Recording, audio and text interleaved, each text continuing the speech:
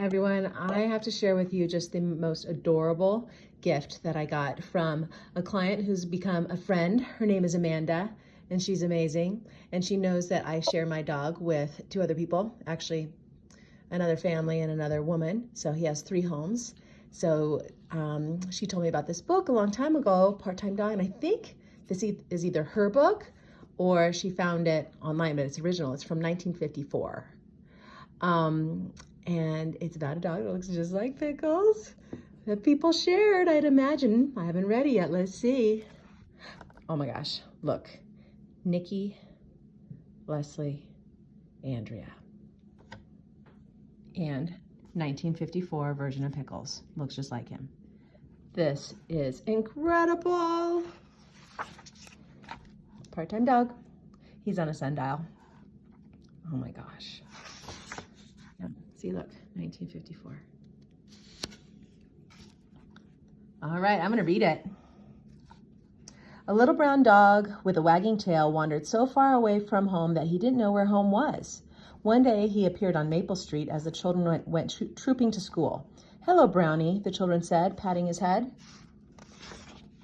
These kids are super cute, by the way. That's totally Pickles and all the kids that love him. There's Lucy and Nicholas and their other friends, for sure. Brownie smiled a happy smile, hung out his little pink tongue, and trotted along to school. Go home, said the teacher to Brownie. Back to Maple Street, Brownie trotted, not knowing where home was. So cute. They should have just let him hang out at school. When he saw Mrs. Atkins out sweeping her walk, he hurried up to her. So cute. Go home, said Mrs. Atkins kindly. Brownie accompanied Mrs. Butterworth on her way to the bank. So sweet of him. Go home, she said politely. He galloped to Mrs. Tweedy's. He galloped to Mrs. Tweedy. He galloped to help Mrs. Tweedy hang up her husband's shirts. Go home, she told him politely and kindly. So sweet. Brownie liked Maple Street, where folks were friendly. The children came home, and he was happy. He chased a ball and played hide and seek until his little pink tongue lolled out. But then he watched them all go into dinner and shut the door. Brownie had no place to go. He sniffed for a bone in a garbage can. Looks just like Pickles playing fetch. He found a spot to sleep under somebody's porch. He was so cold and still hungry and quite lonely, too. The next day, folks were friendly again, so Brownie stayed around Maple Street because he had no place to go. Everyone on Maple Street soon knew Brownie. He was everyone's friend in the daytime, but nobody was his friend at night because everyone thought he was somebody else's dog. Look at him, all alone in the dark. One dark, cold night, Brownie was sniffing in garbage cans for something to eat when he smelled a wonderful smell coming from Mrs. Atkins' kitchen. He was so hungry that he trotted to the door and said, "Woof!" Mrs. Atkins looked out. "What are you doing here at this hour? Would you like a bone?" said Mrs. Atkins. She gave him a juicy beef bone that she had meant to make into soup. Brownie gobbled every bit. The bone was so delicious. Yum. He wasn't hungry now, but he was cold. Mrs. Atkins had been kind, so he felt brave. He trotted trustingly next door and said, "Woof!" "What are you doing here?" said Mrs. Butterworth. "Why don't you go home?" "Woof!" said Brownie. He's cold. "It's snowing," said kind Miss Butterworth. "Would you like to sleep in my kitchen?" "Woof!" She let him in. She shut the parlor door to keep him off her best blue sofa. "Good night," Mrs. Butterworth said. After a while, Brownie thought, this floor is hard. He quietly pushed the parlor door open, such a Pickle thing to do, climbed on the best blue sofa, and happily fell asleep. So comfy. "You wicked dog," cried Mrs. Butterworth when she came down in the morning. "Get off my best blue sofa." "I'd better get going," said Brownie to himself. "Goodbye," he said politely, not waiting for breakfast. Looking a little guilty, but super happy to have slept on the best blue sofa. But once outdoors, he smelled coffee at Mrs. Tweedy's house. He knew Miss Tweedy would treat him kindly too, so he trotted next door and said, "Woof! What are you doing here before breakfast? Mrs. Tweedy said. Woof, said Brownie. Are you hungry? Woof. She gave him a cup of coffee with cream and sugar, which is crazy, all of that, and a piece of buttered toast to crunch. He's happy. Brownie was warm and full of buttered toast. He frisked to school with the children. That night he whooped at Mrs. Atkins. She gave him some leftover lamb she had meant to make into a stew. Look at those crazy lamb eyes. I've seen those before. He trotted trustingly to Mrs. Butterworth, forgetting about the sofa.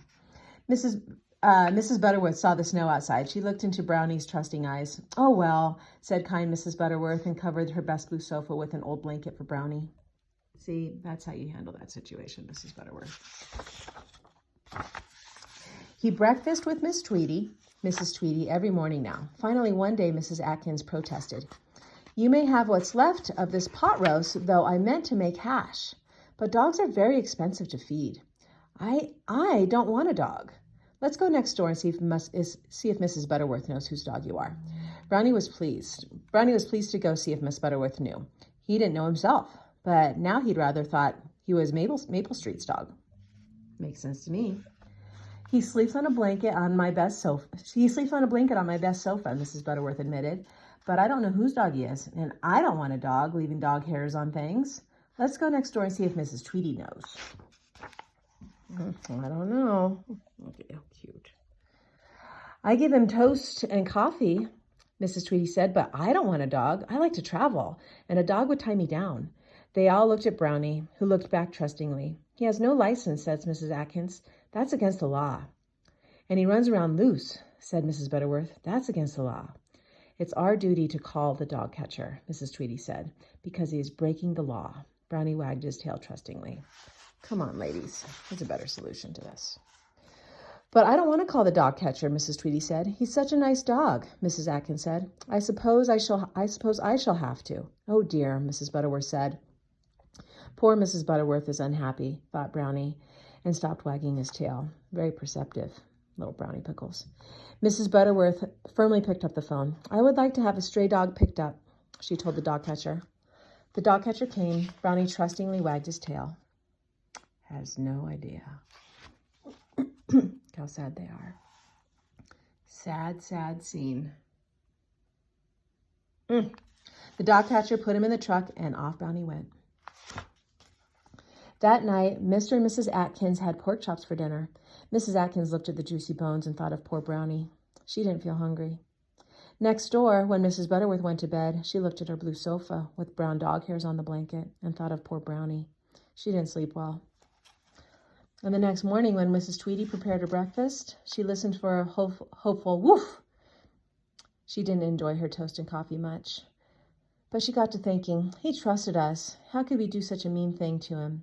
Then Miss Tweedy made up her mind, grabbed her pocketbook, and out she went. She met Mrs. Atkins and Mrs. Butterworth, who had their pocketbooks too. Isn't that fantastic that they all had their pocketbooks? I'm going to get Brownie back and buy a license for him, Mrs. Tweedy cried. I'll keep him, even if he does tie me down. Why, I was going to get him back, Mrs. Atkins cried, even if he is expensive to feed. He trusted us. I was going to go get him back, Mrs. Butterworth cried, even if he does leave dog hairs on the furniture. You can't be mean to people who trust you. Or dogs. Everyone wanted Brownie. He can't belong to all of us, Mrs. Atkins pointed out. Why not? Exclaimed Mrs. Tweedy. Sounds like that's me. Let's put up a fence around our 3 backyards so he can play there. Perfect solution.